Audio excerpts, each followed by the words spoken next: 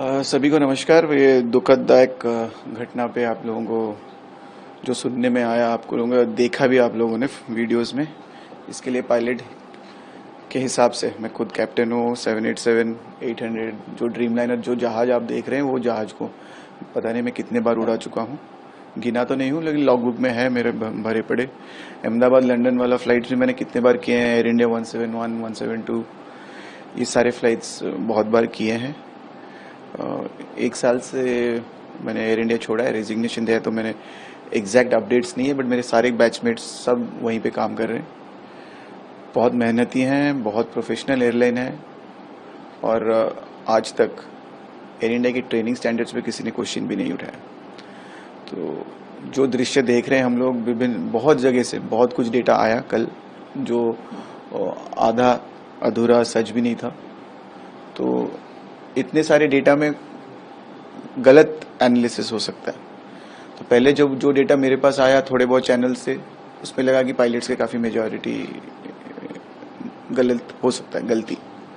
फिर जब नया वीडियो आया उसमें दिखा कि नहीं, पायलट्स के शायद मेजर गलती पायलट्स की नहीं है, शायद फिर भी है, क्योंकि मेरा प्रैक्टिकल एक्सपीरियंस है। टेक्निकल हो, प्रोफेशनल हो, प्रैक्टिकल हो, सब सारे एक्सपीरियंस है मेरे। 5 साल तक मैं कमांडर था उसी जहाज पे। तो पायलट से कुछ गलतियां हो सकती हैं जो मैं आपको अभी समझाऊं तो समझ नहीं पाएंगे आप, क्योंकि वो टेक्निकल एस्पेक्ट्स हैं।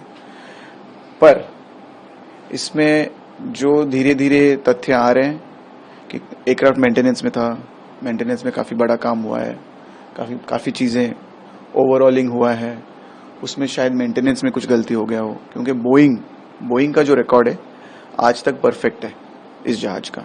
इनिशियली जब आया था 14 साल पहले, ये जहाज नया नया लॉन्च हुआ था, तो उसका बैटरी में थोड़ा इशू था, क्योंकि ये जहाज बहुत एफिशिएंट है।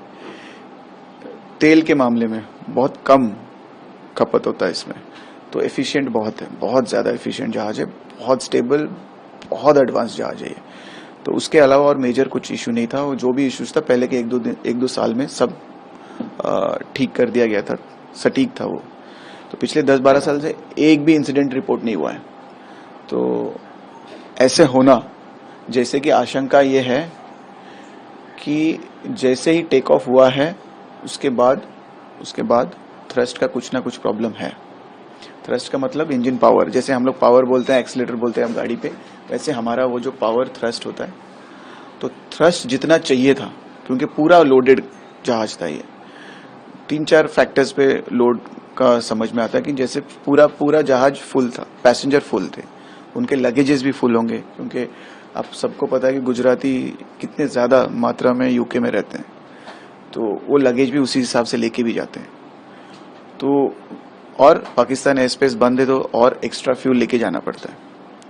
तो इस कारण जहाज पूरा लोडेड था, मैक्स लोड तक। उसके बाद ये समर वाला गर्मी के मौसम में वहाँ पे टेम्परेचर बहुत ज़्यादा होता है। टेम्परेचर जैसे ही ज़्यादा होगा, डेंसिटी कम होगा। डेंसिटी जैसे ही कम होता है, एयरक्राफ्ट का परफॉर्मेंस कम हो जाता है। तो जितना मात्रा में हम लोग वेट लेके उड़ सकते थे, उससे कम हो जाता है, क्योंकि एफिशिएंसी कम हो जाता है, इंजन पावर का एफिशिएंसी कम हो जाता है। तो ये बहुत थिन मार्जिन है। तो उस कैलकुलेशन में कहीं पायलट लोगों ने गलत कर दिया क्या, बस एक ही दिमाग में मेरा वो चल रहा है। और उसके बाद जो विजुअल्स आ रहे हैं, उसका लैंडिंग गियर अप नहीं गया है, क्योंकि जैसे ही हम लोग हवा में उड़ते हैं, फर्स्ट काम हमारा होता है कि लैंडिंग गियर अप करना। आप लोगों को समझ नहीं आएगा, बट फॉर्मूला बहुत कुछ चीज़ें होती हैं सिखाने में, पढ़ने में, क्योंकि वो एक बार वो जो लैंडिंग गियर बहुत हैवी होते हैं वो, और वो स्ट्रीमलाइन डिज़ाइन के नहीं होते, तो वो ऑकवर्ड शेप के हैं, क्योंकि वो पहिए हैं, वो एयरलाइन जो स्ट्रीमलाइन मतलब पूरा एकदम स्ट्रीम हवा में घुसने के लिए जो एकदम स्लीक डिज़ाइन होना चाहिए, वो लैंडिंग गियर उसमें बैठता नहीं है। इसीलिए लैंडिंग गियर को ऊपर ले लेते हैं हम लोग। तो एक बार अंदर चला जाता है तो वो पूरा क्लीन सरफेस हो जाता है, तो उसमें उड़ाने के लिए बहुत आसान होता है वो, उसमें लिफ्ट बहुत ज़्यादा मिलता है। तो लैंडिंग गियर अप नहीं गया मतलब कोई मेजर डिफेक्ट है, 100% कोई मेजर टेक्निकल प्रॉब्लम है, लैंडिंग गियर अप ही नहीं गया। तो उनके ये पायलट्स लोगों के सबसे बड़ा अगर कोई प्रॉब्लम हुआ उनको, वो लैंडिंग गियर अप ही नहीं गया। और जैसे ही अप नहीं गया, उसके बाद 400 या 600 फीट के आसपास थ्रस्ट कम होने लग रहा है, क्योंकि उनके पास वो थ्रस्ट मिल ही नहीं रहा ऊपर जाने के लिए, चढ़ ही नहीं पा रहा, उसको अटक गया कुछ 1-2 सेकंड के लिए वहीं पे, फिर धीरे धीरे नीचे आने लगा। तो इसमें इंजन फेल एक हुआ है या 2 हुआ है, क्योंकि अगर एक भी होगा तो जहाज थोड़ा हिलना चाहिए था, थोड़ा सा, क्योंकि मॉडर्न एयरक्राफ्ट है, एडवांस्ड है, कंप्यूटर है, ऑटो पायलट्स भी हैं जो हेल्प करते हैं आप लोगों को, बट पायलट का इनपुट चाहिए ही चाहिए, बट उसमें आपको हेल्प मिलता है सिस्टम से।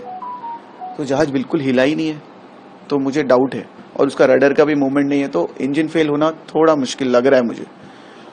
तो जो आशंका हो रहे हैं कि एक इंजन फेल हुआ है, 2 हुआ है, अगर दोनों हुए हैं तब तो इसमें बोइंग का कोई ना कोई डिजाइन में फॉल्ट है, जो इतने सालों से पता नहीं चल रहा था, या फिर इतने सालों से हमें समझ नहीं पाया।